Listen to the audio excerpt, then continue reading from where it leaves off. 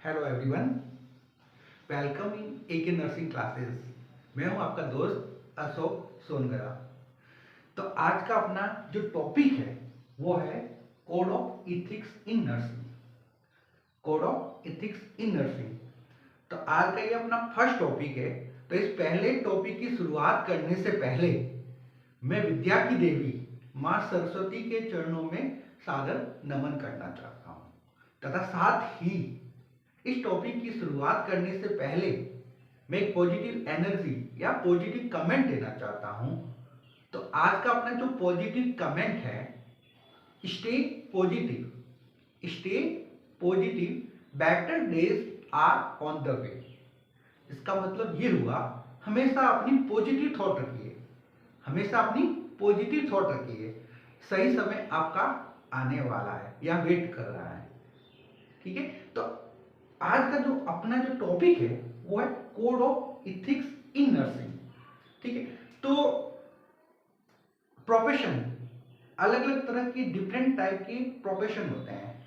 चाहे नर्सिंग का प्रोफेशन हो, चाहे डॉक्टर का प्रोफेशन हो, चाहे इंजीनियर या अदर किसी भी तरह का प्रोफेशन हो।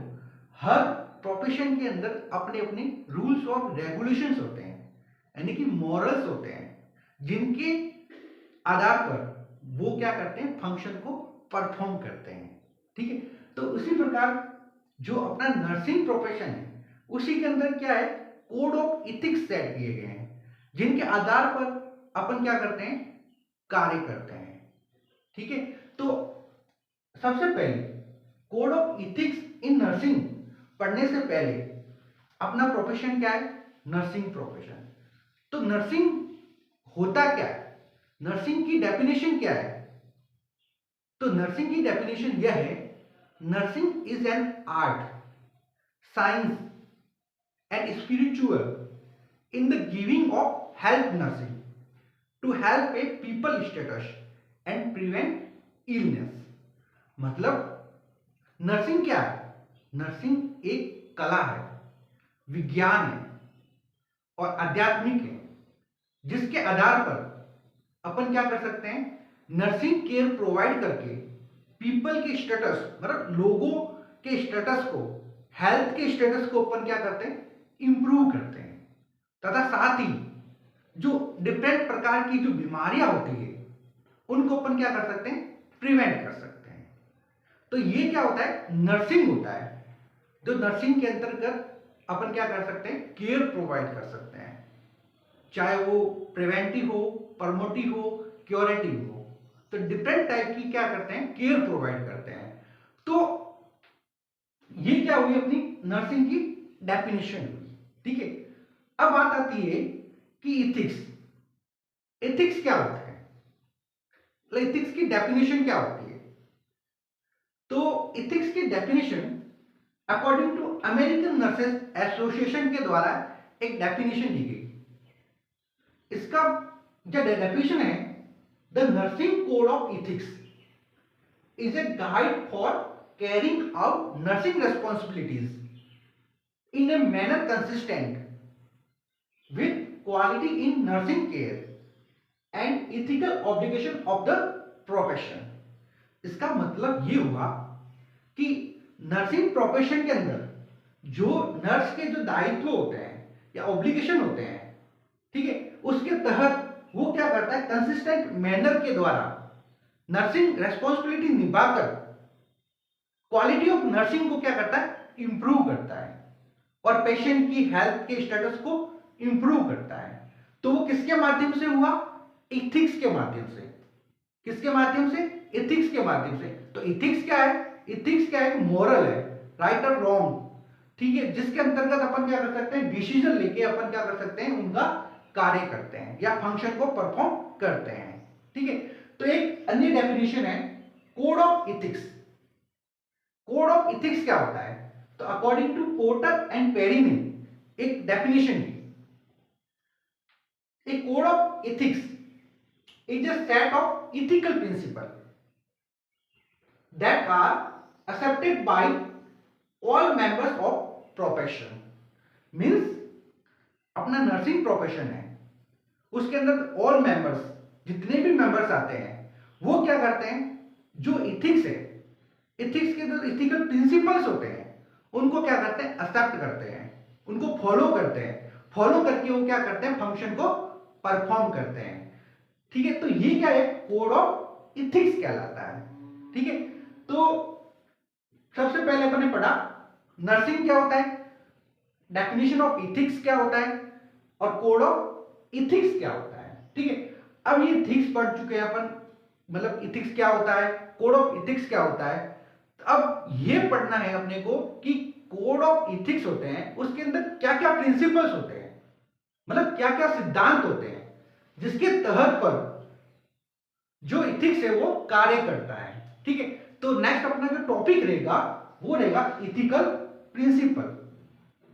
इथिकल प्रिंसिपल, तो इसके अंदर 9 प्रकार के प्रिंसिपल बताए गए हैं, जिसके अंदर अपन फर्स्ट पढ़ेंगे ऑटोनॉमी।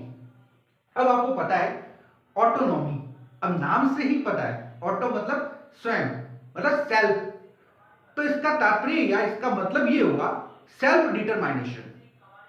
तो इसके तहत पेशेंट क्या होता है, पेशेंट या पर्सन क्या होता है, फ्री होता है, फ्रीडम होता है, वो अपने ऑप्शन के लिए चूज करने के लिए फ्री होता है, मतलब हेल्थ केयर फैसिलिटी प्रोवाइड करने के लिए फ्रीडम होता है कि मैं कहां से ले सकता हूं, कहां से नहीं ले सकता हूं। ठीक है, तो ऑटोनॉमी के तहत वो क्या कर सकता है, अपने कार्य को, फंक्शन को परफॉर्म कर सकता है। तो सेल्फ डिटरमाइनेशन का मतलब ये होता है ऑटोनॉमी, जिसके अंतर्गत पर्सन या पेशेंट है वो फ्रीडम होता है। ठीक है, जिसके तहत वो अपने कार्य या अपनी सेवाएं या अपनी केयर प्रोवाइड, केयर अपने से केयर ले सकता है। ठीक है, तो वो क्या कहलाएगा, ऑटोनॉमी कहलाएगा। ठीक है, नेक्स्ट अपना टॉपिक आएगा, नेक्स्ट अपना प्रिंसिपल आएगा, वो आएगा बेनिफिसेंस। क्या आएगा, बेनिफिसेंस। अब नाम से पता है बेनिफिसेंस, बेनिफिसेंस का मतलब होता है फायदा देने वाला, न कि नुकसान देने वाला। तो मतलब अपने नर्सिंग प्रोफेशन के अंतर्गत ऐसी केयर प्रोवाइड की जाती है जिसके तहत पर्सन या पेशेंट को फायदा पहुंचे, न कि नुकसान पहुंचे। ठीक है, तो उसके तहत अपन क्या कर सकते हैं, उसको बेनिफिसेंस के प्रिंसिपल के माध्यम से उसको अपन क्या कर सकते हैं, ऐसी केयर देंगे जिसको उसको फायदा पहुंचे, चाहे वो फिजिकल हो, मेंटल हो, सोशल हो। तो अपन क्या कर सकते हैं, उसको वेलबींग कर सकते हैं और उसको बेनिफिट प्रोवाइड कर सकते, बेनिफिट प्रोवाइड करके उसको केयर प्रोवाइड कर सकते हैं। ठीक है, तो बेनिफिसेंस का मतलब यही हुआ कि उसको फायदा पहुंचाना, न कि नुकसान देना। नेक्स्ट अपना जो प्रिंसिपल आता है वो आता है नॉन मालफिसेंस। नॉन मालफिसेंस, इसका मतलब ये होता है डू नॉट हार्म, मतलब जो पेशेंट है या जो पर्सन है उसको किसी भी प्रकार का नुकसान नहीं देना, अपने को किसी भी प्रकार का हार्म नहीं देना, को उसको कोई किसी प्रकार की इंजरी हो जाए या किसी प्रकार का किसी भी प्रकार की इंजरी हो जाए या फिर किसी का रिस्क हो जाए तो उसको क्या करना है, प्रिवेंट करना है। जैसे एग्जांपल है, हॉस्पिटल के अंदर आपने देखा होगा कई बड़े बड़े इंस्टीट्यूट होते हैं, जैसे यहाँ पे ऑर्गन ट्रांसप्लांट किया जाता है, तो अपन क्या कर सकते हैं, पेशेंट का कहीं लिविंग ऑर्गेनिज्म का ऑर्गन लेके उसको ट्रांसप्लांट करके भी अपन क्या कर सकते हैं, उसको केयर, मतलब उसको केयर दे सकते हैं, मतलब उसको हार्म होने से प्रोटेक्ट कर सकते हैं। ठीक है, तो नॉन मालफिसेंस कैटेगरी के अंतर्गत आएगा। ठीक है, तो उसको कैसे भी करके अपन क्या करना है, उसको अपने को प्रिवेंट करना है, हार्म होने से उसको बचाना है। ठीक है, नेक्स्ट अपना आता है विरासिटी। क्या आएगा, विरासिटी। विरासिटी का मतलब होता है obligation to do tell truth, मतलब हमेशा सत्य बोलना।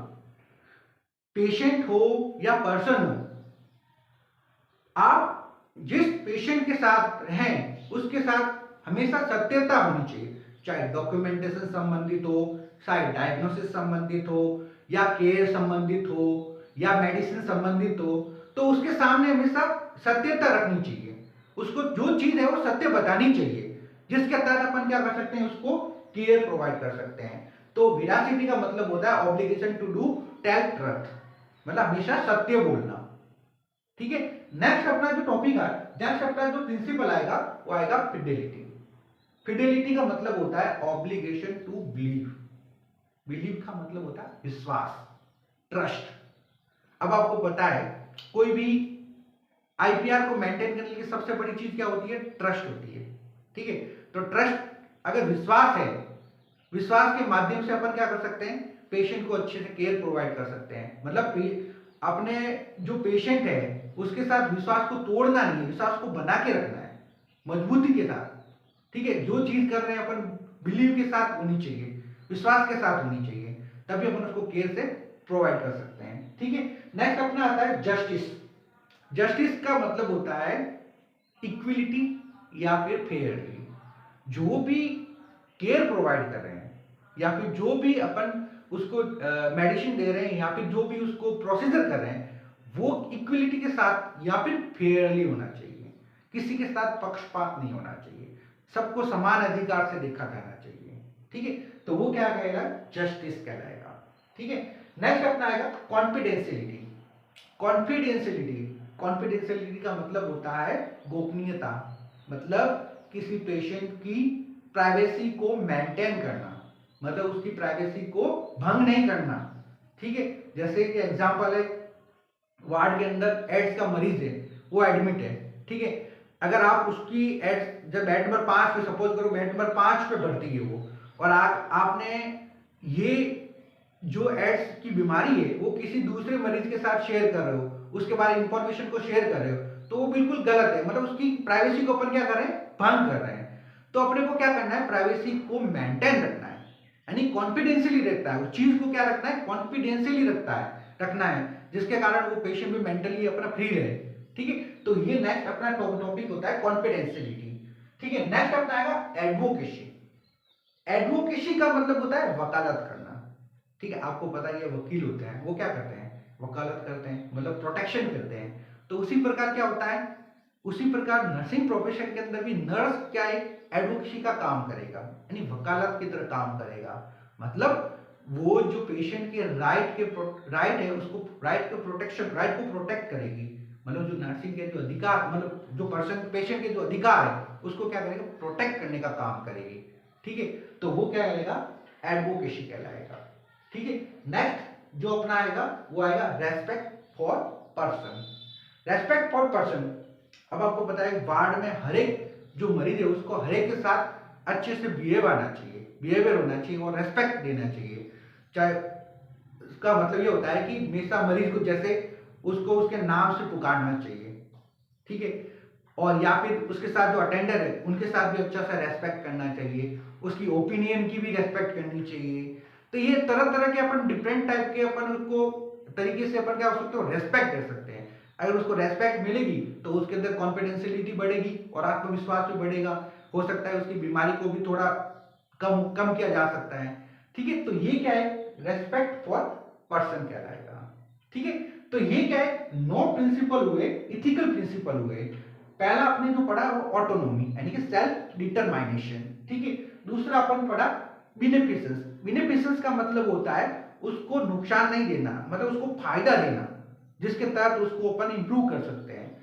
ठीक है, नॉन मालफिशिएशन का मतलब होता है डू नॉट हार्म, यानी उसको नुकसान नहीं देना, किसी भी प्रकार का नुकसान नहीं देना। जिस अगर नुकसान देंगे तो क्या कर सकता है? पेशेंट को रिस्क होने के चांसेस या पेशेंट को इंजरी होने के चांसेस भी रहेंगे। ठीक है, नेक्स्ट है वीरासिटी, ऑब्लिगेशन टू टेल ट्रुथ, मतलब हमेशा सत्य सत्य बोलना, सत्य वचन बोलना। ठीक है, नेक्स्ट आ जाएगा फिडिलिटी। फिडिलिटी का मतलब होता है ऑब्लिगेशन टू बिलीव, यानी ट्रस्ट, हमेशा अच्छे से विश्वास रखना। नेक्स्ट अपना है जस्टिस। जस्टिस का मतलब बताया मैंने आपको, हमेशा सबके साथ इक्वलिटी और फेयरली काम करना। नेक्स्ट अपना कॉन्फिडेंशियलिटी। कॉन्फिडेंशियलिटी का मतलब मैंने बताया उसकी प्राइवेसी को भंग नहीं करना, पेशेंट की प्राइवेसी को मेंटेन रखना। नेक्स्ट अपने जो पढ़ा एडवोकेसी। एडवोकेसी का मतलब मैंने आपको बताया कि राइट, जो पेशेंट का जो राइट है उसको क्या करना? प्रोटेक्ट करने का काम करना। ठीक है, और लास्ट अपन ने जो पढ़ा है वो रेस्पेक्ट फॉर पर्सन, मतलब जो पेशेंट है उसकी पर्सन है, पेशेंट या जो पर्सन है उसकी रेस्पेक्ट करना। ठीक है, तो ये क्या है? इथिकल प्रिंसिपल कहलाए। ठीक है, ये 9 प्रकार के जो इथिकल प्रिंसिपल होते हैं। ठीक है, अब जो अपना नेक्स्ट जो टॉपिक रहा है, जो नेक्स्ट क्लास का जो टॉपिक रहा है, अब ये जो अपन कोड ऑफ इथिक्स पढ़े हैं, तो ये कोड ऑफ इथिक्स पढ़ने का उद्देश्य क्या है, मतलब किस लिए बनाया गया? तो नेक्स्ट अपनी जो क्लास में रहेगा वो purpose of code of ethics, और सेकंड अपना टॉपिक रहेगा वो इथिकल डायलेमा रहेगा। ठीक है, तो आज की क्लास को मैं यहीं विराम करना चाहता हूं। ठीक है, और प्लीज आपसे रिक्वेस्ट है कि मेरे YouTube channel AK nursing class को लाइक एंड सब्सक्राइब करिए। जय हिंद।